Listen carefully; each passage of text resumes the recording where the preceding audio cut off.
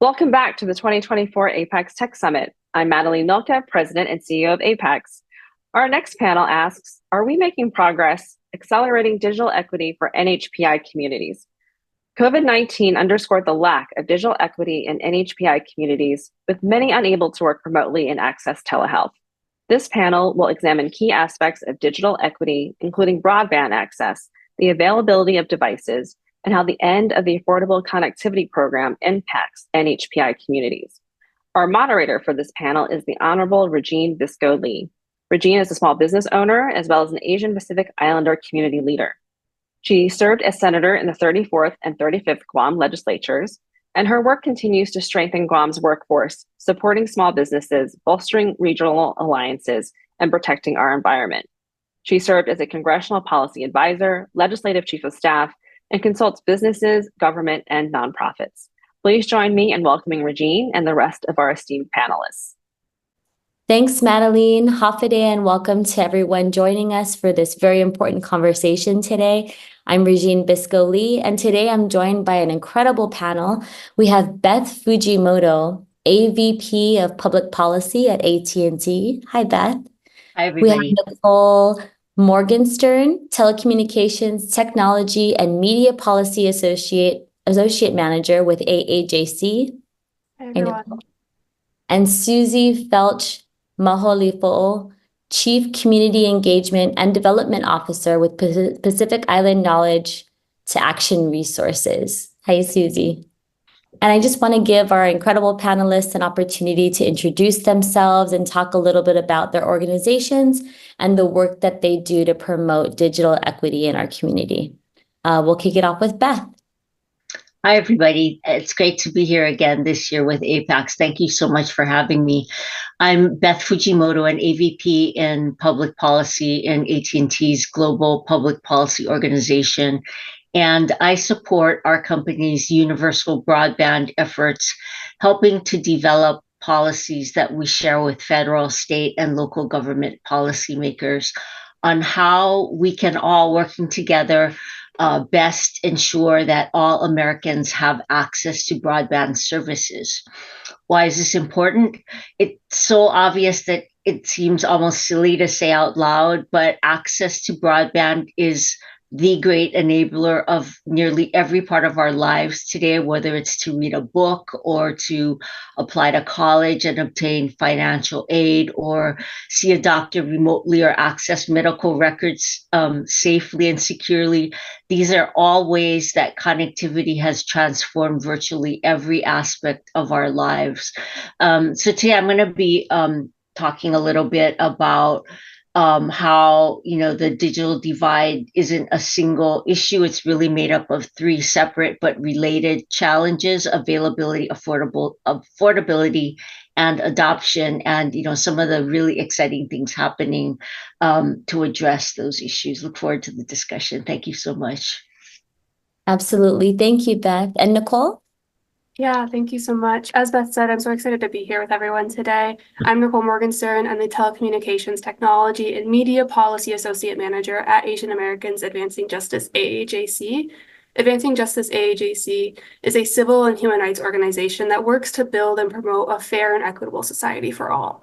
But over the past few years, we've done a lot of work around digital equity and broadband access. We've really been working to bridge the digital divide within Asian American communities through advocating for greater access for affordable broadband internet, but also for greater digital literacy skills training. This has included working with federal agencies like the Federal Communications Commissions and corporations like AT&T on the implementation of the Affordable Connectivity Program, and working with some of our incredible community partners across the nation to implement culturally competent digital literacy programming in their communities. This work recently culminated in publishing 2 different reports on the digital divide and digital literacy within Asian American, Native Hawaiian, and Pacific Islander communities. This research is really among the first of its kind to focus on in-language polling using phone surveying to offer new insights about the experiences of broadband access in Asian American communities that similar studies have previously obscured. As Beth talked about already, like broadband internet and internet access is so critical to every part of our lives that we want to make sure we're not only getting people affordable internet access, but they also have the opportunity to build the skills to use the internet and use everything that's capable on the online. Thank you so much, Nicole. And then we also want to welcome Susie. Hi, my name is Susi Feltch-Malohifoʻou, and I'm with Pacific Island Knowledge to Action Resources based in Salt Lake City, Utah, where 80,000 Pacific Islanders live.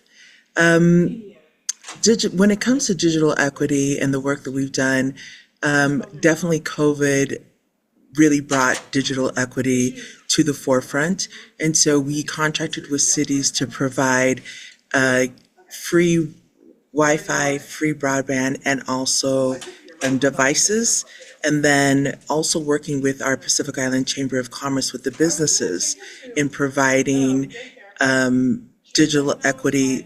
Even today, I have to say that we still continue to work on getting our food businesses connected to Grubhub and to DoorDash, into expanding the income revenue streams that our businesses can make. Thanks, Susie.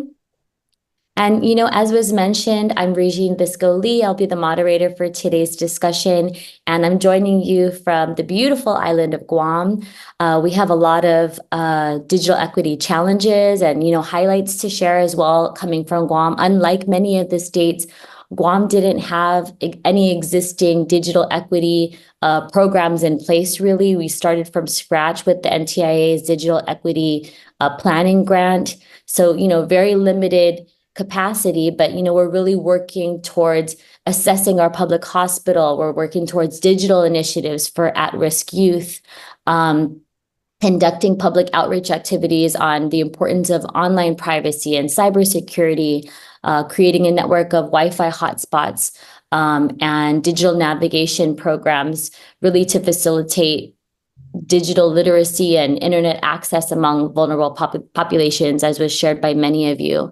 But I just wanted to go back and really kind of take a deep dive into some of the challenges that our communities are facing. And so I just wanted to ask you, Nicole, I know you mentioned some of the stats and the surveys that you've done, but I really wanted to find out more about how these challenges are impacting the Asian American and Native Hawaiian Pacific Islander communities. Yeah, and thank you so much for that question. I think one of the first things to remember is that while many digital divide studies fail to include Asian Americans, the few that do are largely conducted in English and online, which really provides a misrepresentation of broadband access in these communities. Despite the lack of data that we have historically had, traditional digital divide indicators such as education attainment, income level, and English proficiency have long suggested that there's a gap in access among different AA and HPI ethnic groups. This is what really led us to wanting to do our own research study and why we decided to do an in-language polling. The study was conducted in 2021. We reached out to I think 1,200 participants who spoke 7 different languages. And so the survey was offered online and over the phone. And we really found that 17% of the population doesn't have access to high-speed internet at home. We found specifically that 11% reported only having access to dial-up internet, 5% only had access to a mobile or a tablet connection, and 1% had zero access to high-speed internet at home. Individuals from low-income households were more likely to rely on a mobile connection for internet access. While these mobile connections do provide access to the internet, their connection is likely limited to Wi-Fi or cellular network data, with their experiences being limited to mobile views. This can prevent individuals from being able to access certain aspects of the internet, such as applying for government programs and services or benefits.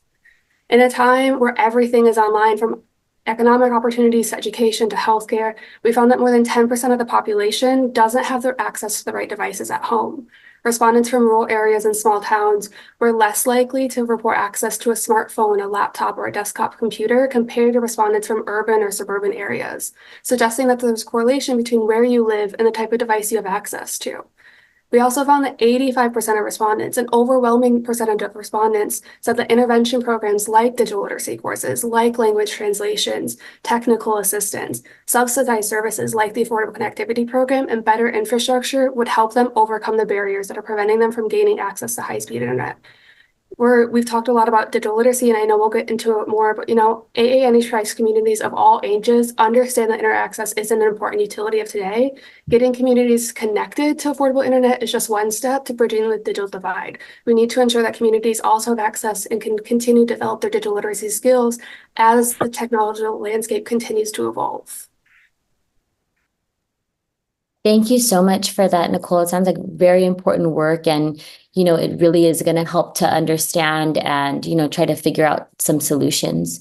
And on that same question, in terms of challenges affecting our community, can you also share some of the work that you've done and your organization has done, Susi? Yeah, happy to do that. I want to there's probably 3 areas that I would say that the work that we do, just because we give internet and just because we give a device doesn't mean that people are going to know how to use the devices. And that was one of the learning that we learned through COVID, is that because we contracted 2 cities to provide that, people were just calling us back for things like, how do I log into Tubi? And so realizing that that was a gap, is that you can expect people, you give them the internet and broadband and you give them a device, does not mean they are still going to learn, be able to turn it on.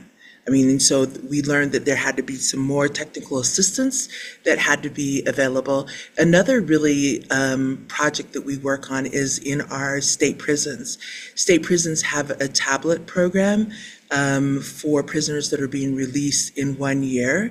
And so it gives them access to our services as community health workers and peer support while they're still in prison, and then they get to keep the device until they're off of probation. And so we're able to upload education, we're able to share things in language. And I think that's a big issue with digital equity, is a lot of these services that are being provided are only in English or English and Spanish. And so that is a challenge as well. And then again, with our businesses, all of our small businesses were not digitally ready, but keeping all of the services that need to bring a business along. And so I think those are kind of the 3 areas that we've worked in. Thanks, Susi.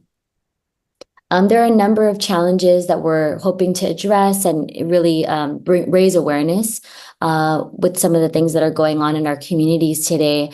But I also wanted to be able to highlight some of our wins and potential solutions. And so Beth with AT&T is here with us again. Beth, did you want to take a stab at some potential solutions to some of the challenges that Nicole and Susi have mentioned? Sure, that'd be great. Thank you so much, Regine. Thanks. So I mentioned there are like 3 A's, right, when it comes to the digital divide, and Nicole highlighted a lot of them, like 2 of them, affordability and adoption issues. And the third issue, I work for AT&T, we're a network services provider, right, obviously. And so, one of our big focuses, of course, is then, the other A, which is availability. Where do networks physically reach and not reach? And the issues most often arises in like rural areas or less dense areas, just purely due to the economics of deployment. In all of these areas, there's a lot of good news, and my good news update in the area of availability, excuse me, is that the nation's broadband providers have steadily made progress, pushing broadband out further and further throughout the country. And this progress is continuing. The private sector is driving faster broadband service farther and farther out across the country. Those of you who were listened in last year, when we spoke about a year ago, the nationwide data indicated that about 12 million locations were either unserved or underserved as of the end of December 2022. The most recent FCC data available as of the end of 2023 now indicates that there are fewer than 9 million unserved or underserved locations, meaning that the industry has gotten high-speed internet to more than 3 million locations. And my company, AT&T, is one of the companies helping to drive broadband farther and farther out throughout our footprint. We are today the nation's largest fiber, leading the nation's largest fiber build to customer locations. And fiber to the premises builds are important because they are the most future-proof technology available today, not just offering the fastest internet speeds available today, but also the ability to offer faster speeds, and virtually unlimited capacity in the future to meet families' growing connectivity needs. When we spoke last year, AT&T served more than 20 million homes and more than 3 million business locations with fiber to the premises. Today, I'm happy to share that AT&T Fiber is now available to more than 27 million consumer locations, more than any other fiber provider in the United States. And we're also on track to pass more than 30 million homes and businesses in our wireline footprint by the end of 2025. Now, despite these efforts by the private sector, which have been very substantial, not just by my company, but by a lot of others as well. Certainly challenges continue. And the good news here is that these are the focus of unprecedented, once in a generation public-private cooperative efforts.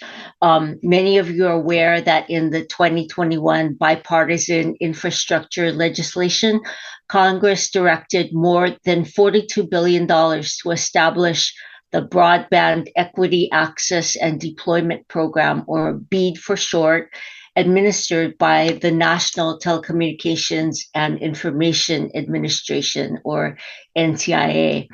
This is a state block grant program that will help states and territories to competitively award deployment grant funding to get broadband to homes that don't have it today. And it prioritizes funding to fiber deployment, as NTIA has recognized that end-to-end fiber is the most future-proof technology available.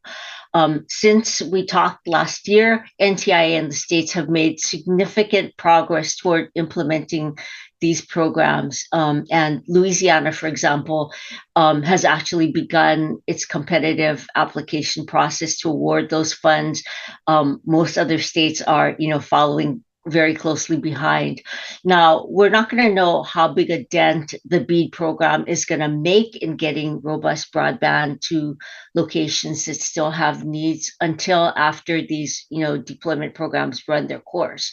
But it's very likely to be significant. By one industry estimate, if state programs are well designed, and it looks like many states and territories are going to have enough money to get broadband deployed to all, if not a large portion of their eligible locations. And the same industry analysis is also estimating that the BEAD program can get fiber to something like 70 to 90% of all eligible locations. We're going to have a much better idea by this time next year how successful the program has been in closing the availability divide, so stay tuned. And I'll come back to adoption issues in a little bit as well. Thank you, Regine. Thank you so much, Beth. That's really enlightening. And yeah, I just want to jump off what you were mentioning about the BEAD program. Here in Guam, our Office of Infrastructure Policy and Development is really, we were recently awarded, I think, $155 million for in Guam's part of the BEAD program to provide island residents with reliable, affordable, high-speed internet, job training, digital equity programs, a number of things rolling out. So we're really looking forward to that being a bright spot and being able to kind of provide solutions to some of the challenges that we mentioned, concerns with cybersecurity, connectivity, and access to our communities. This discussion has been so enlightening already. I really wanted to kind of wrap up and give everybody an opportunity to maybe mention something that they haven't already, but really focusing on what our community can be excited about as we look towards the future, and maybe highlight some more of the good work that's being done and how we can all ensure that our community isn't being left behind. And so we'll start off with Nicole. Thank you so much, Regine. I think something for us that's important to remember is there are incredible community organizations across the nation that already offer digital literacy programs that meet their community's needs, but they need more funding to meet the demands for these classes and for the devices that these communities needs. I've had the pleasure of working with just a few of these organizations over the past few years, and it has been outstanding to see what they've been able to do. After completing just one digital literacy course, our partners found that their students were significantly more comfortable typing and using Google Drive and Microsoft Office, and even being able to write their own resumes and cover letters, which will be useful tools and skills for working in an office or going back to school. Another one of our partners designed their programs to meet the needs of Chinese elders in their communities with limited digital literacy skills. They realized that many AA-NHPI elders have limited English proficiency and decided to offer their class instructions and support in Chinese, which allowed them to bridge the digital divide while meeting their language accessibility. And they were really able to meet their unique needs of that community. These classes not only taught their students digital literacy skills, but they've made a great impact on their everyday lives. After graduating from these classes, some of the students shared that these skills helped them navigate Google Maps and getting around their cities better. It helped them stay connected with their loved ones that may live across the nation and other countries.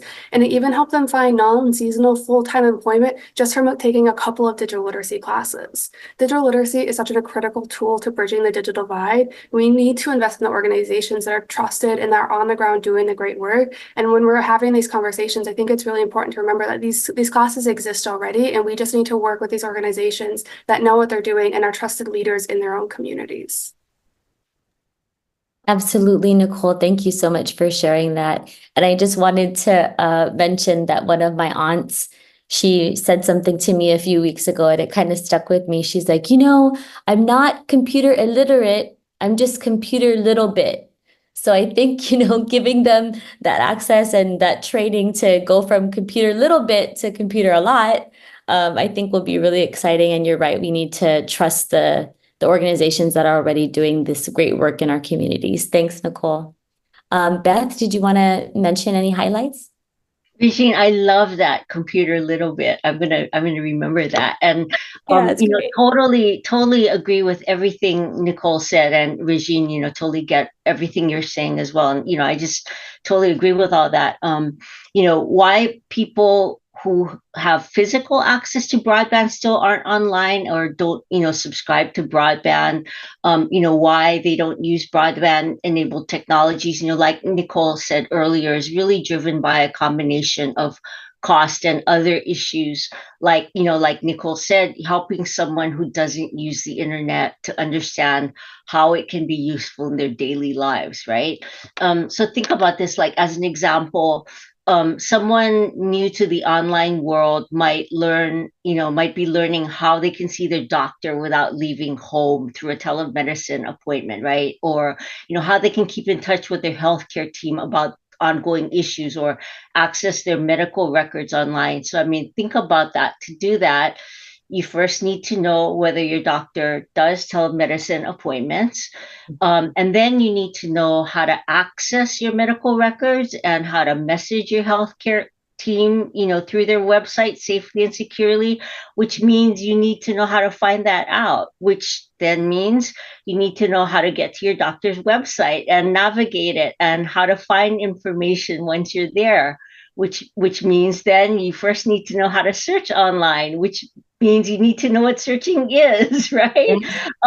Which means you need to know how to keyboard and how keyboard is laid out, and which means then you need to have access to some sort of a device with a keyboard, right? All of those things. And, if you don't have a device, then you need to know where you can go to access one. All of these issues, relevance, digital literacy, keyboarding skills, not to mention, service and device affordability are all aspects, of the adoption divide. And, I'd also mention that, adoption issues like these, as Nicole mentioned, can particularly be driven, there's data indicating that people with limited English proficiency, that limited English proficiency is in of itself a barrier to broadband adoption. And in fact, in this regard, census data indicates that about 19% of all Asian American, Native Hawaiian, and Pacific Islander communities don't speak English well. And that's more than the US population, generally, where, it's like more like 12%. And in particular, English language proficiency is a barrier for, quite a number of AA and HPI communities, among them the Bhutanese, the Burmese, Vietnamese people who are, Micronesian, Bangladeshi, and Nepalese communities. So, this is just, one reason why then naturally localized, personalized efforts, like Nicole said, are really the keys to success. Now, Nicole talked about how, in order to get those localized, personalized efforts out, to reach people who need them, funding is a huge issue, right? And this is another area then where, there's really a super good news story to tell in that, again, in the infrastructure legislation, Regine, you mentioned this as well, Congress established a $2.75 billion digital equity grant program to promote digital equity and inclusion to help increase internet adoption. I think you talked about like the digital capacity grants or the digital equity grants. Forgive me, Yes. that's the money that are going to like the states and tribal governments, for example, to support digital equity projects. But the really one of the really super exciting things is that right now NTIA is accepting applications for the $1.25 billion digital equity competitive grant program. And I should say, actually, I think by the time this panel is webcasted, I think the deadline may already have closed, but please know that NTI is accepting applications for this program. NTI is estimating that it will issue between 150 to 200 grant awards, ranging from $5 million to $12 million, and enabling organizations like local governments, nonprofits, community anchor institutions, workforce development program entities can apply to NTIA for these grants to fund digital inclusion activities among certain targeted populations that the statute defines. Most relevant to the Asian American, Native Hawaiian, Pacific Islander population, grants can help to target adoption efforts amongst individuals with language barriers and members of racial or ethnic minorities. Or I think you both mentioned, how adoption amongst aging individuals is a particular challenge. And, that's also one of the groups that can be targeted. So these grants can help to support multiple targeted, localized approaches. And, if organizations out there are, you can get more information about the grant program through the NTI website. And meanwhile, I'll also speak really quickly to, private sector areas, which are a great complement to efforts by the government and the nonprofit sectors. AT&T, for example, has opened 58 connected learning centers in 18 states. And we have plans to have more than 100 in place across the country by the end of 2027. In these connected learning centers, we're doing a lot of the kinds of things that Nicole talked about. We provide free access in underserved communities to high-speed internet. We provide free access to computers as well as digital literacy and learning solutions, all under one roof, working in partnership with trusted nonprofits and community centers. So, for example, our San Francisco Connected Learning Centers is located in the Asian Pacific American Community Center, or APAC, in Visitation Valley for short. And this is a great place for a connected learning center because it helps to support low to moderate income Pacific American immigrant families who have limited English proficiency through linguistically and culturally appropriate programs and services. And they get resources, mentoring, tutoring, free digital literacy classes we have created, working with the Public Library Association and the Achievery, which is a free digital learning platform. They have access to these and more resources. And so we're really super excited about all these efforts. Again, it takes the nonprofits, the federal government, state government, local governments, everybody working together to, help get more people the connectivity they need for today. Thank you so much, Beth. That is really exciting. And we just wanted to give Susie also an opportunity to share some of what her organization is doing and what we can be excited for in the future. Susie? Thank you so much for the question. One of the things that I'm really excited about with the money that the federal government is bringing to the states is being able to hopefully be at the table to help all communities that are underserved get access to digital services. I mean, the world is becoming more digital every day, and I feel like it's just a faster way for our communities that are under-resourced to get capacity or to get technical assistance, and for us to be able to do capacity building so that parents will understand how they can help their children with digital services. And just I think a lot of our community gets left behind either because of language access. And so we hope to be one of those organizations in the state of Utah that are going to be able to do outreach and education, technical assistance for the communities that we work with throughout Utah. And I'm excited also to see the same thing it does for people that are returning citizens that are coming out of prison systems, that are learning, have been in prison for 10, 20 years, don't know how to use a cell phone, and to help them level up as quickly as possible. So every job that you get now has some type of technical or digital device or things that you need to know. And so I think, business, returning citizens, and then just making sure that I think adults and parents are able to help their children with their homework and to access medical care through using the digital services that are available so that we can be part of the American dream and part of the American society that we live in. So thank you. Thank you so much, Susie. That's really, really important, and I appreciate you sharing. And it's been a really incredible discussion. I learned a lot about access to health and education and economic opportunities and so much more. Some of the solutions that we have, a lot of the challenges that our communities face, and some of the data and the survey work that has gone on to really understand some of those challenges. And so I really just appreciate everyone's time and all of your input. We look forward to learning more. And I'm just very grateful today for APAICS and the great team there for putting this all together. And I just want to, again, thank you so much for your time and for your responses. Take care, everyone. Thank you. Thank you. What a great first day we've had together. I hope you've learned as much as I have from our amazing panelists and speakers.